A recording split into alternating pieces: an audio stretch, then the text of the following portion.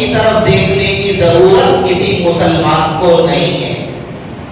اب یہ جو کل رات میں ہنگامہ ہوگا نیو ایئر نائٹ کا، لوگ تماشے کریں گے، شراب پی جائے گی، شباب پورے زوروں پر رہے گا، کئی نوجوان بچے بے حیا ہو جائیں گے، جن کے ماں باپ نے کبھی بے حیائی کا کام نہیں کیا، ایسے شریف خاندانوں کے بچے بھی جا کر اپنے ماں باپ کے نام کو نیلام کریں گے، ان کی عزتوں کا سودا کریں گے۔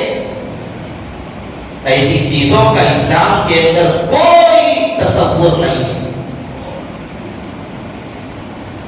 حضور اکرم صلی اللہ علیہ وسلم نے تو دوسروں کی دینی تہذیب کو تک اختیار کرنے سے منع کیا ہے، یہ تو غیروں کی تہذیب ہے، کوئی دینی تہذیب نہیں۔ نئے سال کا جشن منانا یہ غیروں کی تہذیب ہے، گندی تہذیب ہے، بے حیائی کی تہذیب ہے، گندا عمل ہے، خراب حرکت ہے۔ اس کا اسلام سے اور مسلمانوں سے کیا تعلق ہو سکتا ہے؟ جب ایک مسلمان نے کلمہ پڑھ لیا، حضور پر ایمان لا لیا، تو اب اس کی نظر صرف اور صرف رسول اللہ صلی اللہ علیہ وسلم پر ہونا چاہیے۔ سرکار کے علاوہ کسی اور پر اس کی نظر چلے گئی تو سمجھ لینا چاہیے یا تو یہ جھوٹا ہے یا اس کا دعویٰ جھوٹا ہے۔ یہ جو دعویٰ کر رہا ہے کہ میں حضور پر ایمان لایا ہوں، حضور کا غلام ہوں، اگر حضور کا غلام ہوتا تو حضور کے طریقوں پر اکتفا کرتا، غیروں کی جانب جھانک کر نہیں دیکھتا۔ اور اگر یہ دعویٰ کر رہا ہے اس کے باوجود ان چیزوں میں مبتلا ہے تو ایسی صورت میں یہ جھوٹا ہے، اس کا ایمان کامل نہیں ہوا، اور وہ قاعدہ غلام ہے جس کو اپنے آقا کے طریقوں کے اندر کاملیت نظر نہ آئے، اپنے آقا کے طریقوں کے اندر اس کو کمال نظر نہ آئے۔ چند لمحوں کی عیاشی کے لیے پیارے نبی کے لائے ہوئے دین کو اور حضور کی شریعت کو بسے خوش ڈال دے، سرکار کی شریعت کا گلا گھونٹ کر تھوڑی دیر کی عیاشی کے لیے دوسروں کے طریقے کو اختیار کر لے۔ غور کرو، تھوڑا سا محاسبہ کرو، اگر اسی وقت میں موت آ جائے تو کیا حشر ہوگا؟ ہم تھوڑی تھوڑی دیر کی تفریح کے لیے غیروں کے طریقوں پر چلے جاتے ہیں، یاد رکھیے ہم تھوڑی دیر کے لیے یہ حرکت کر رہے ہیں، کیک کھا لیے، تھوڑی دیر کی خوشی ہے، لیکن دل پر ہاتھ رکھ کے بتاؤ، جب حضور اکرم صلی اللہ علیہ وسلم کو یہ پتا چلے گا کہ سرکار کے امتی غیروں کی تہذیب پر رائے ٹپکا رہے ہیں اور غیروں کی تہذیب پر عمل کر رہے ہیں، تو یہ ہمارے کیک کھانے کی خوشی کتنی دیر کی ہے، لیکن اتنی ہی دیر کے لیے اگر رسول اللہ صلی اللہ علیہ وسلم کو تکلیف ہو جائے کہ میرا امتی میرا کلمہ پڑھنے کے بعد غیروں کی گندی تہذیب پر فدا ہو گیا، اگر حضور کا دل دکھے گا، قیامت کے دن کیا وہ دکھائیں گے حضور کو، کیا صورت لے کے پیش ہوں گے سرکار کے سامنے؟ اتنی ہی دیر کے لیے قیامت کے دن اگر سرکار یہ کہہ دے اس کو میری نظروں سے ہٹا دو، اس نے میرے ساتھ غداری کی ہے، تو اس وقت کیا حشر ہوگا مسلمانوں کا؟ کیا ہم نے کبھی اس کو سوچا ہے؟ اور وہ قاعدہ غلام ہے صاحب جو رسول اللہ کو تکلیف پہنچا دے، جس کا عمل حضور کی تکلیف کا ذریعہ اور سبب بن جائے، اس کا اسلام کیسا اسلام ہے، اس کی غلامی کیسی غلامی۔ ہم تھوڑی تھوڑی خواہشات کے لیے پیارے نبی صلی اللہ علیہ وسلم کے لائے ہوئے کامل و مکمل دین کو پیٹ پیچھے ڈال دیتے ہیں۔ آج غیروں کی تہذیب، غیروں کے طریقے ہمارے ذہن و فکر پر اس درجہ سوار ہے کہ ہمیں اپنی تہذیب کامل نظر نہیں آتی۔ 1910 تک بھی نیو ایئر نائٹ کا کوئی تصور نہیں تھا، لوگوں نے اپنے برتھ ڈے منائے، عیسائیوں نے پھر ان کو اس سے دل نہیں بھرا، جانوروں کے جنم دن منائے ان لوگوں نے، اس سے دل نہیں بھرا۔ پھر صاحب اپنی کمپنیوں کے نئے دن منائے ان لوگوں نے، اس سے دل نہیں بھرا۔ شادیوں کی سالگرہ منائی، اس سے دل نہیں بھرا۔ تو آخر میں نئے سال کے موقع پہ جشن کے نام سے لوگوں کے درمیان ایک رسم بد کو جاری کر دیا، اور افسوس یہ ہے مسلمانوں کے تھوکے ہوئے تھوک کو چاٹنے کے لیے بے چینوں پہ کرا۔ مجھے یہ بات آپ کہنے دیجیے، میں بالکل سچ کہہ رہا ہوں اور حق کہنے میں مجھے کوئی تردد نہیں ہوتا۔ جب قوم اللہ کی اور اس کے رسول کی پرواہ نہیں کر سکتی تو پھر ایسی قوم کی بھی پرواہ نہیں کی جا سکتی۔ یہ بات آپ کو اچھی لگے گی نہیں لگے گی، آپ کو بری لگے گی، یا میرے اوپر آپ الزام لگا دیں کہ اس نے بڑی کڑوی بات کہہ دی، شوق سے الزام لگاؤ، مجھے کوئی پرواہ نہیں ہے۔ آج مسلمان اس درجے گر چکا ہے غیروں کی تہذیب اور غیروں کے طریقے پر، ایک وقت میں غیر مسلم یہ بات کہہ سکتا ہے ہولی کی رسم مجھے اچھی نظر نہیں آ رہی ہے، میں یہ رسم اور یہ عید نہیں مناؤں گا، اور تو مسلمان کہے گا کہ صاحب ہم تیار ہیں، آپ نہ تو کرو، ہم تیار ہیں۔ دیوالی کے بنا ہے، ایک غیر مسلم یہ کہے گا اس میں مال اور جان کا ضیاع ہے، میں یہ کام نہیں کر سکتا، تو ایک مسلمان کہہ رہے صاحب ہم تیار ہیں، آپ نہ تو کرو، ہم تیار ہیں۔ سنکرانتی کے موقع پر ایک غیر مسلم یہ کہتے یہ پتنگ میں نہیں اڑاؤں گا، تو مسلمان کہے گا میں ہوں، میں نے بچوں کو پیدا کر رکھا ہے تمہاری تہذیب پر عمل کرنے کے لیے، کیوں فکر کر رہے ہو؟ ایک عیسائی ایک وقت میں اگر یہ کہہ سکتا ہے کہ نیو ایئر نائٹ سراپا گندگی کا نام ہے اور پوری رات گندگی مچائی جاتی ہے، اس سے ہمارا کوئی تعلق نہیں، تو ایک مسلمان آگے بڑھ کر یہ کہے گا کہ نہیں نہیں ہم تمہارے تھوکے ہوئے تھوک کو چاٹنے کے لیے تیار ہے، ہمیں اسلام پر قابل اعتماد نہیں۔ کس حد تک گر چکے ہیں ہم لوگ؟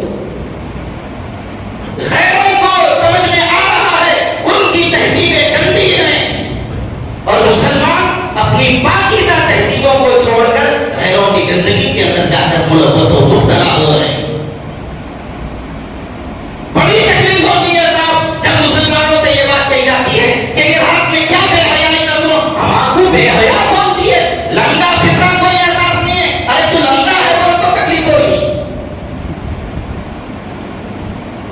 گندگی کے اندر مبتلا ہے، ملوث ہے، احساس نہیں، ارے بھائی گندگی میں کہیں کو بیٹھے، میرے کو گندگی میں بولے بیٹھے والے گندگی میں،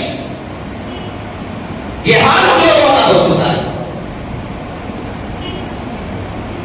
چوری سینہ چوری جس کا نام ہے، مسلمانوں پر وہ بات بہت زیادہ بھاری ہے۔ مجھے یہ بتائیے آپ، پوری بستی اللہ کے فضل سے مسلمانوں کی ہے، میرے داخلی جانب پورا علاقہ اللہ کی طرف سے مسلمانوں کا ہے، پیچھے کا علاقہ پورا مسلمانوں کا ہے۔ ہماری ان بیکریوں میں نئے سال کا کیک کیوں بیچا جاتا ہے؟ کیوں بیچا جاتا ہے؟ کیا یہاں پر عیسائی رہتے ہیں؟ کیا یہاں پر عیسائیوں کی بڑی آبادی ہے؟ کیا مسلمانوں کے ایمان میں اتنی جرأت نہیں ہے کہ وہ یہ اپنی بیکریوں پر لکھ کے لگا سکیں کہ نئے سال کے موقع پر ہماری بیکریوں میں کوئی کیک دستیاب نہیں ہے، خدا کے واسطے ہمارے پاس کیک خریدنے کے لیے آنے کی زحمت نہ کرے؟ کیا یہ مسلمانوں کے اندر اتنی جرأت نہیں ہے؟ کیا ایک رات میں یہ بیکری والے کیک نہیں بیچیں گے تو فقیر ہو جائیں گے؟ کیا یہ بھوک سے مر جائیں گے؟ ان کی بیکریوں کو تالے پڑ جائیں گے؟ چند روپیے کے نفع کے خاطر، چند پیسوں کے نفع کے خاطر کئی مسلمانوں کے ایمان کو یہ لوگ غلط راستے پہ لے جا کے ڈال دیتے ہیں۔ کتنا کمائیں گے صاحب آپ؟ کتنا کمائیں گے؟ 1 لاکھ کمائیں گے، 2 لاکھ کمائیں گے، 50,000 کمائیں گے، لیکن ایک مسلمان کے ایمان کی خراب کرنے کے آگے آپ کے یہ پیسے کتنا برا کام کر رہے ہیں کہ آپ نے کبھی اس کو سوچا ہے؟ آپ کا نفاذ کے سامنے ہے، لیکن کتنے لوگوں کا ایمان اس سے تذبذب کا شکار ہو رہا ہے؟ کتنے لوگ شریعت مصطفیٰ کو چھوڑ کر غیروں کی تہذیب پہ جا رہے ہیں؟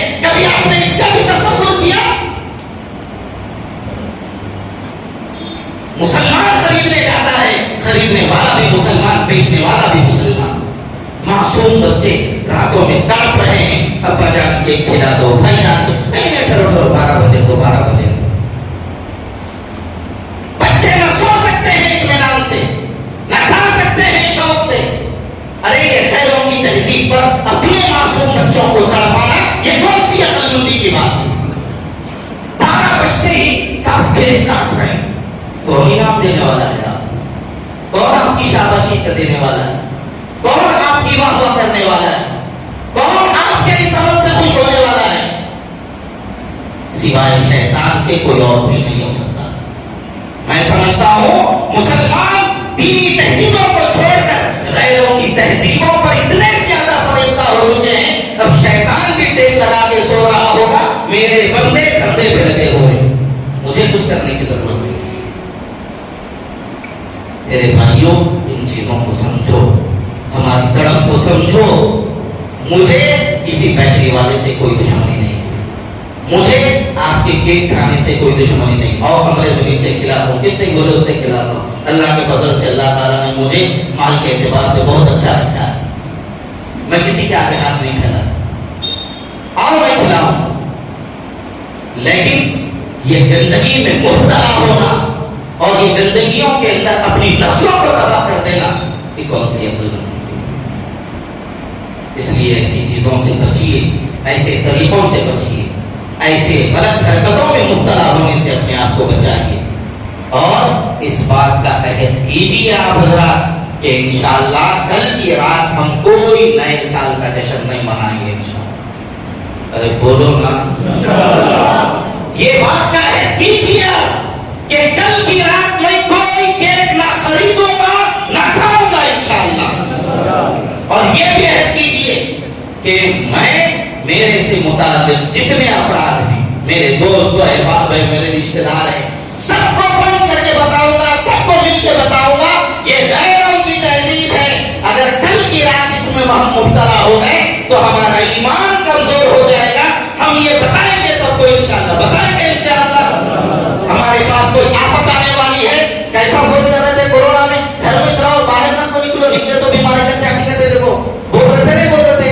ऐसे ही आज सबको फोन करके बताइए कल रात में अपने बच्चों की हिफाजत करो, कल रात में केक मत खाओ, बाहर निकले तो ईसाइयत की जो बेहया हवा चल रही है उसमें तुम मुलव्वस हो, मुब्तला हो जाओ। ये कैसा तमाशा है साहब, मुसलमानों की बस्ती, इनके बाप भी मुसलमान, इनकी औलाद भी मुसलमान, जिस मोहल्ले में रहते हैं वो मोहल्ला भी मुसलमानों का है, और साहब गली के अंदर टेबल बिछा के केक रख दिए, डेक बजा रहे हैं, गाने लगा रहे हैं, सबको परेशान कर रहे हैं। कूफा में बदतमीजी बचा के रख दिया है नौजवानों ने, और बाजू पड़ोसी के लोग, पड़ोसी में बूढ़े लोग वो तड़प रहे हैं, बिलख रहे हैं। ये डेगों की आवाज की वजह से उनकी नींद में खलल पड़ रहा है, कोई एहसास नहीं। अरे तुम नमाज नहीं पढ़ते होगे, वो कोई नमाज पढ़ने वाला, फजर की नमाज को उठने वाला, सुबह तहज्जुद में बेदार होने वाला वहां पे सो रहा होगा, उसको कितनी तकलीफ होगी अगर तुम्हारे कानों की आवाज की वजह से वो रात में ना सोए और उसकी फजर कज़ा हो जाए। गुनाह उसको बाद में मिलेगा। तुम लोगों ने जो तमाशे किए हैं तुम लोगों को डबल मिलेगा, एक तुम्हारी नमाज छोड़ने का गुनाह, दूसरे की नमाज छोड़ने में सबब बनने का गुनाह। मेरे भाइयों, मैं आपको झिंझोड़ रहा हूं, मैं आपसे यह कह रहा हूं अल्लाह के वास्ते इस्लाम पे आ जाओ, अपनी तहजीब की हक़ानियत को समझो, गैरों की मक्कारियों को समझने की कोशिश करो। बहुत हम गैरों के ताबेदार हो चुके, अब अल्लाह के वास्ते अल्लाह के फरमाबरदार बनने की कोशिश कीजिए। अल्लाह ताला मुझे, आपको, सबको सही इल्म व अमल की अपने करम से तौफीक अता फरमाए। व आखिर दावाना अल्हम्दुलिल्लाहि रब्बिल आलमीन।